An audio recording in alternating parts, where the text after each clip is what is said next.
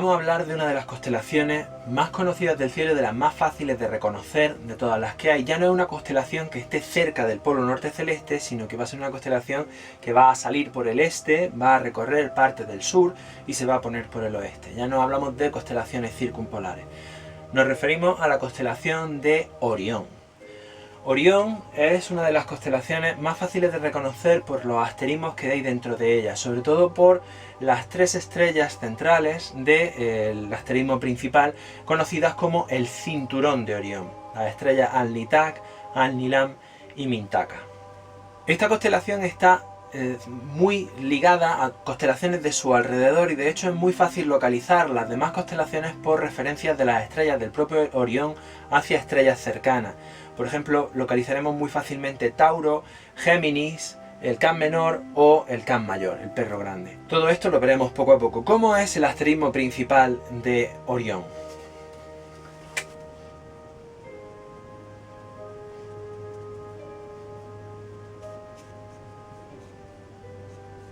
Este sería el asterismo principal de Orión, el que podemos reconocer a simple vista. A veces se completa con una colección de estrellas todavía más grande que representarían un arco o un arma extendida en uno de sus brazos. Sería esta. La cadena de estrellas de este arma es muy tenue y es más difícil de ver. Sin embargo, el cuerpo principal, sobre todo las tres principales estrellas y las cuatro que lo circundan, son las más fáciles de reconocer. Es una constelación principalmente de invierno, solo la veremos con más claridad durante los meses de invierno. De hecho, el mito de Orión o incluso el de Gilgamesh están muy ligados al solsticio de invierno y al triunfo de la luz sobre la oscuridad que se produce con el alargamiento de los días a partir del solsticio de invierno. Orión sería la mitología griega, romana, en la que hablan de un gran cazador, casi descrito como un gigante, que era un poco vanidoso. De hecho, se vanagloriaba de que podía dar caza a todas las criaturas de la tierra y destruirlas. Los dioses, la tierra, la madre tierra, Gea o incluso Artemisa, creían que podía hacer realidad esa amenaza y entonces idearon una forma de acabar con Orión. Le mandaron un escorpión, que en algunas versiones es un gigante, un escorpión gigante, o en otras es simplemente el insecto normal. Este escorpión pica a Orión y Orión muere envenenado. En otras versiones, las versiones en las que el escorpión es gigante, hay una gran lucha y Orión muere igualmente. Zeus, que tenía como favorito a Orión, apenado, lo que hace es catasterizar a Orión y elevarlo a los cielos como una constelación, la constelación de Orión. Por otro lado, y esto es una forma que nos ayuda a reconocer otra constelación, aunque muy lejana a esta, Artemisa abogó porque si tan grande era Orión, que había sido el cazador que había acabado con tantas criaturas, la criatura que había acabado con Orión debía ser igualmente poderosa e igualmente reconocida. El escorpión, por tanto, y a pesar de Zeus, fue catasterizado a los cielos, pero en una zona del cielo que no estuviera cerca de Orión para evitar rencillas, venganzas en el firmamento. De manera que cuando vemos la constelación de Orión es imposible ver, o muy difícil ver en la misma noche, la constelación del Escorpión, que estaría diametralmente opuesta a la de Orión. De hecho, la constelación de Escorpión es una constelación mucho más propia del verano. En otras versiones mitológicas mucho más antiguas y para mi gusto muy interesantes son las de Gilgamesh, contadas hace 6000 años a través de una serie de tablas de arcilla que nos han llegado muy fragmentadas y que nos hablan del gran rey de Uruk, un gigante igualmente, en el que Gilgamesh sería Orión. En este caso, todas las constelaciones que rodean a Orión estarían incluidas dentro de la narración del poema de Gilgamesh. El poema de Gilgamesh tiene una rica variedad de personajes y de figuras poéticas, mitológicas, heroicas, como las de Enkidu, el amigo de Orión, el amigo de Gilgamesh, el toro de las tempestades, Humbaba, el monstruo del bosque del cedro, y una serie de apariciones de dioses propias de la cultura sumeria, siria, de hace más de 6000 años. Hay que destacar que una de las partes de la constelación de Orión es muy rica en objetos del cielo profundo. De hecho, una de las nebulosas más brillantes y más conocidas de todo el cielo, M42, la gran nebulosa de Orión, se encuentra en esta zona y pertenece a una cadena de estrellas que se reconoce o que se conoce como la espada. De hecho, cuelga del cinturón de Orión y se reconoce como la espada, y es visible a simple vista, y la nebulosa es casi distinguible con unos buenos prismáticos. Las estrellas más brillantes de la constelación de Orión serían las que circundan el cinturón de Orión, Alnitak, Alnilam y Mintaka, y serían, por ejemplo, Alfa Orionis, también conocida con el nombre clásico de Betelgeuse. Betelgeuse no significa otra cosa que el hombro de Yausa. Es el hombro con el que Orión está levantando o provocando a un hipotético animal, que sí lo podríamos buscar en la zona superior, que sería el toro o Tauro. Otra de las estrellas más potentes sería Beta Orionis, también conocida como Rigel, Gamma Orionis, conocida como Bellatrix, y Kappa Orionis, conocida como Saiph. En la cabeza también existe la estrella llamada Meisa. ¿Cuáles serían los límites de la constelación de Orión? ¿Cuáles son sus fronteras para detectar otras constelaciones? Los límites de la constelación de Orión serían de esta forma.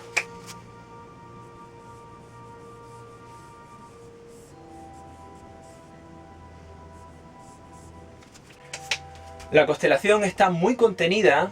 Todas las estrellas que pertenecen al asterismo, o las que definen la figura de este hombre con una mano alzada o otra amenazante, están muy cerca de las fronteras. Por lo tanto, es muy fácil penetrar en otras constelaciones y encontrar otras constelaciones a partir de las direcciones que nos dan las estrellas de la propia constelación de Orión. Por ejemplo, para localizar la constelación del Perro Grande, Canis Major, solo debemos seguir la dirección que nos indica el cinturón de Orión, Alnitak, Alnilam y Mintaka. Aquí llegaremos a una estrella muy potente, de hecho la estrella más brillante del cielo, que sería Sirio, que sería la estrella principal de la constelación del Perro Grande, Canis Major, Alpha Canis Major. En la otra dirección, siguiendo el cinturón de Orión, tendríamos Alpha Tauri, que sería la constelación, o la estrella principal de la constelación de Tauro. En la leyenda de Gilgamesh, el toro de las tempestades es enviado por los dioses para castigar a Gilgamesh por rechazar a la diosa Inanna. En una de las diagonales principales, siguiendo la dirección del brazo, encontraríamos a Alfa y Beta Gemini, que son las estrellas principales de la constelación de Géminis, que está justo sobre Orión. Y con Bellatrix y Betelgeuse encontraríamos a Alfa Canis Minor, que sería la estrella Procyon, principal estrella de la constelación del Perro Menor o del Perro Pequeño, Canis Minor. Últimamente la estrella principal de Orión, Alfa Orionis, Betelgeuse, ha estado dando que hablar, puesto que a final de 2019 o durante 2019 y principios de 2020 la estrella sufrió una caída brusca de brillo como nunca antes se había visto. Esta estrella tiene variaciones periódicas cada varias décadas de brillo hasta una cierta magnitud mínima, pero en esta ocasión la caída de brillo fue muy potente, de manera que se creía que era una estrella en el final de su vida, y que podía convertirse en supernova, dando un espectáculo de cielo muy visible. Finalmente, Alfa Orionis ha ido recuperando a lo largo de 2020 su brillo habitual, y no se espera que inmediatamente se convierta en supernova, aunque sí es una candidata por ser una estrella en ese estado de su secuencia de vida, que podría en los próximos miles de años convertirse en supernova. Como hemos dicho, Orión es una constelación que es muy visible al atardecer en las noches de invierno. Desde diciembre podemos verlo en el este y localizar fácilmente las 3 estrellas del cinturón y las 4 que lo circundan.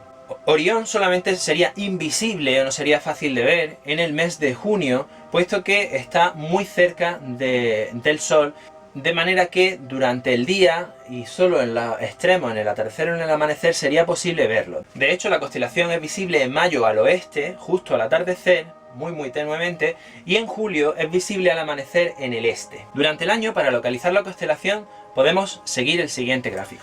Mirando al sur, y siempre en el momento del atardecer, es decir, cuando el sol se ha puesto, podemos encontrar a la constelación de Orión en diciembre en esta posición.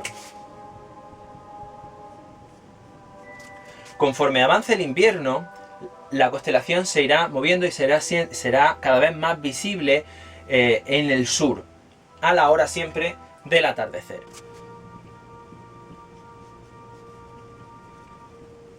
En febrero y marzo la tendremos justo sobre el sur, y al final, en abril y mayo,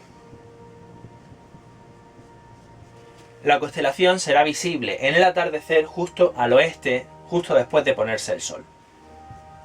Diciembre, febrero, marzo y abril y mayo. En este punto, cuando la constelación de Orión esté ya en el atardecer, justo después de ponerse el sol, será cuando será posible ver en el este y avanzando hacia el sur y durante todo el verano la constelación de Escorpio. Por lo tanto, es una forma tanto de reconocer la constelación de Orión como de localizar o de saber cuándo es visible la constelación de Escorpio. Orión es una de las constelaciones más antiguas que existen. Hay referencias de ellas que pueden llevarnos hasta varias decenas de miles de años atrás en el tiempo, hasta momentos de la historia en que no existía la propia historia, por restos que han aparecido en cuevas prehistóricas, en pinturas rupestres o incluso en cerámica muy primitivas. Es una de las constelaciones más famosas, más antiguas y también más fáciles de reconocer y con más historia. Por tanto, es una constelación que ha estado acompañando a la humanidad durante muchísimos años.